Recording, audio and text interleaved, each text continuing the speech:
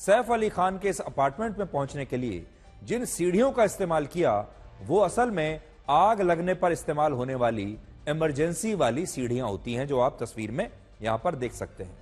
हर building में एक emergency exit होती है, एक सीढ़ियां अलग से बनाई जाती हैं कि अगर उस बिल्डिंग में कभी आग लग जाए तब उन सीढ़ियों का इस्तेमाल होता है। इस शख्स ने भी उन्हीं सीढ़ियों का इस्तेमाल किया। पुलिस को लगता है कि आरोपी को शायद इस बात की जानकारी पहले से थी कि इस बिल्डिंग में उसे कहां पर जाना है और कैसे जाना है। हो सकता है उसने अपना पूरा होमवर्क पहले से करके रखा हो। जब सैफ अली खान की मेड ने इस आरोपी को घर में देखा तो उसने शोर मचाने की कोशिश की, लेकिन इस व्यक्ति ने चाकू दिखाकर इस मेड को चुप करा दिया। इस दौरान एक और मेड आई जो घर में ही मौजूद थी और उसने इस आरोपी से पूछा कि वो चाहता क्या है। इस पर इस आरोपी ने कहा कि उसे 1 करोड़ रुपया चाहिए। यह घटना भी उस कमरे में हुई जिसमें सैफ अली खान के बच्चे तैमूर और जहांगीर रहते हैं। और इस शोर को सुनकर जब सैफ अली खान अपने बच्चों के कमरे में आए तो उस आरोपी ने सैफ के ऊपर ही हमला कर दिया। और इस हमले में सैफ अली खान को शरीर पर 6 जगह चोटें आई हैं, जिनमें 2 चोट काफी गंभीर बताई जा रही हैं।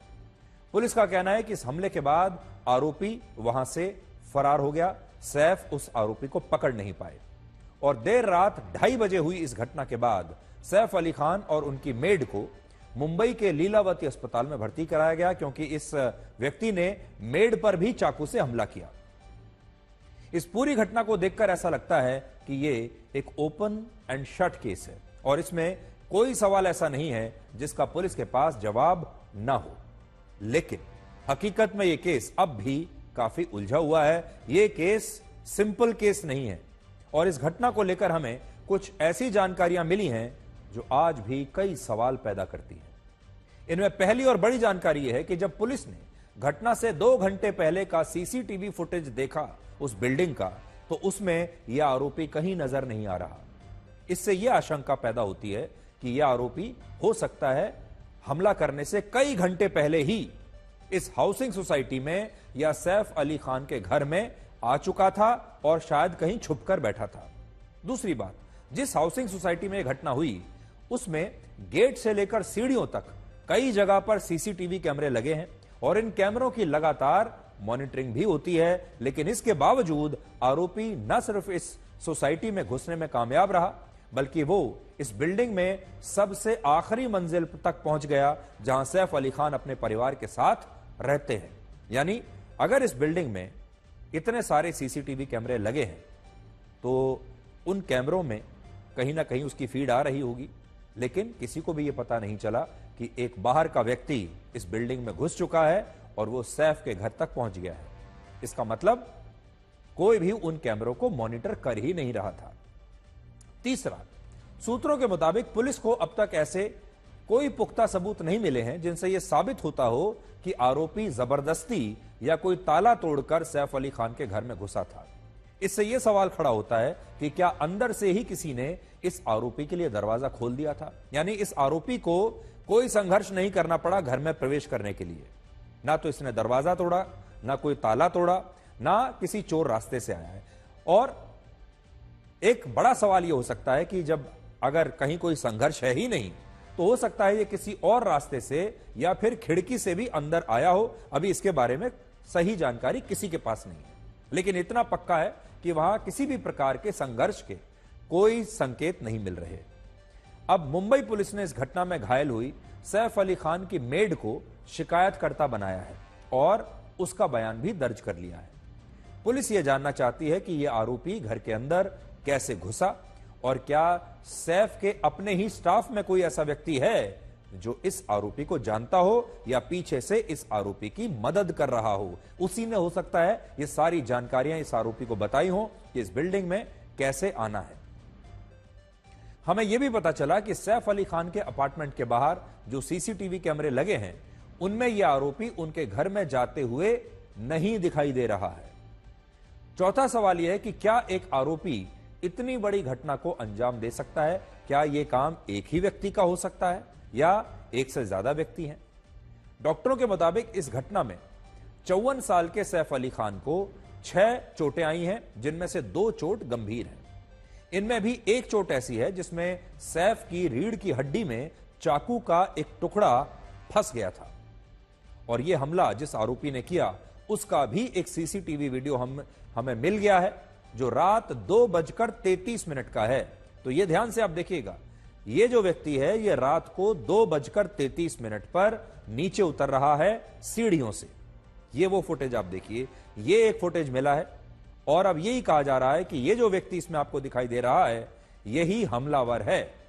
अब इस हमलावर को अगर आप देखेंगे तो इसकी उम्र ज्यादा नहीं लग रही है, पतला दुबला लड़का है और इसने पीछे एक बैग अपने टांगा हुआ है। देखिए इसकी पीठ पर आपको एक बैग भी नजर आएगा। अब यह बैग पहले से ही लेकर आया था या ये बाद में इसने ये बैग लिया है? इस बैग के अंदर क्या था? क्या इस बैग के अंदर हथियार हैं? इस बैग के अंदर पैसे हैं? क्या है ये अभी पता नहीं चल पाया है। अब आप खुद इस व्यक्ति को देखिए और सोचिए, क्या ये लड़का अकेले सैफ अली खान और उनकी मेड को बुरी तरह से घायल करके वहां से इतनी आसानी से फरार हो सकता है, या इस अपराधी के साथ कोई और भी मिला हुआ था, या फिर इसने वाकई में अकेले ही सैफ अली खान पर हमला किया और बाद में बड़ी आसानी से वहां से फरार हो गया। इसमें यह भी एक चीज पता चलती है कि सैफ अली खान या बाकी के जो हमारे एक्टर्स हैं वो फिल्मों में आपको बहुत 6 पैक एब्स वाले और शक्तिशाली दिखाई देते हैं। वो फिल्मों में तो अकेले एक हमारे बॉलीवुड का हीरो कई लोगों को निपटा सकता है, कई गुंडों की पिटाई कर सकता है, लेकिन ये फिल्म की शूटिंग नहीं है, ये असल जिंदगी है। और इस असल जिंदगी में ये जो लड़का भी आपने देखा, इसने सैफ पर एक नहीं कई वार किए और सैफ इसे रोक नहीं पाए और ये भाग गया। जिस वक्त यह घटना हुई उससे पहले सैफ अली खान की पत्नी करीना कपूर खान घर पर नहीं थी। उन्होंने खुद इंस्टाग्राम पर ही एक स्टोरी शेयर करके यह बताया था कि वो अपनी बहन करिश्मा कपूर और एक और अभिनेत्री सोनम कपूर के साथ एक पार्टी में हैं। पुलिस का कहना है कि इस समय उसका ज्यादा ध्यान इस अपराधी को गिरफ्तार करने पर है। ये थ्योरीज तो बहुत सारी चल रही हैं कि ये अपराधी कौन था, अंदर उस रात को क्या हुआ होगा, क्या इसके पीछे कोई और एंगल भी हो सकता है। हम जानते हैं दिन भर हमारे देश में लोग अलग अलग तरह की बातें करते रहे। बहुत सारे लोग इसमें एक कॉन्स्पिरेसी थ्योरी देख रहे हैं, षड्यंत्र देख रहे हैं, जैसा कि वो अक्सर फिल्मों में देखते हैं।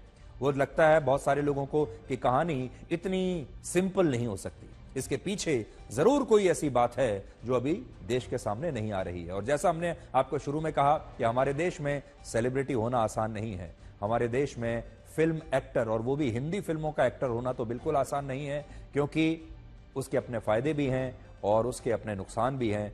और जो लोग हैं वो हमेशा जब इस तरह की घटना होती है तो उसके पीछे कोई मसालेदार कहानी को ढूंढते हैं। आप में से भी बहुत सारे लोग आज इस घटना के पीछे एक मसालेदार कहानी को ढूंढ रहे होंगे, लेकिन अभी तक वो कहानी मिली नहीं है। आपको जानकर दुख होगा। और अब मुंबई की पुलिस ने इस अपराधी की तलाश के लिए 10 टीमें बनाई हैं, जबकि इस मामले की जांच के लिए उन्होंने अपनी भी 8 टीमें बना दी हैं। और इनमें जो सबसे बड़ा नाम है, जो इन्वेस्टिगेशन चल रही है, उसमें है मुंबई पुलिस के मशहूर एनकाउंटर स्पेशलिस्ट दया नायक।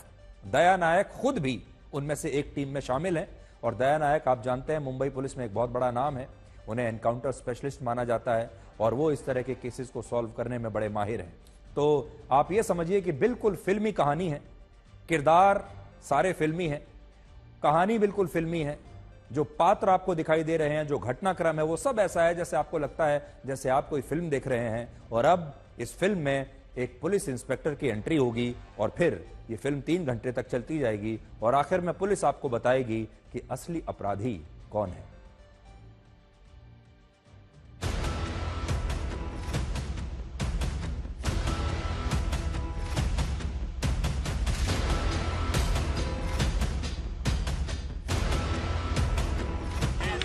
एक एक्यूज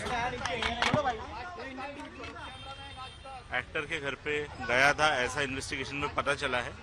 एक्यूज फायर एस्केप का यूज करके इनके घर पे गया था, ये भी पता चला है।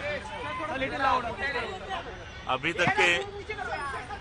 तक के इन्वेस्टिगेशन में ये एक चोरी का अटेम्प्ट था, ऐसा हमारे इन्वेस्टिगेशन में निष्पन्न हुआ है। एक्यूज्ड को जल्दी अरेस्ट करने की कोशिश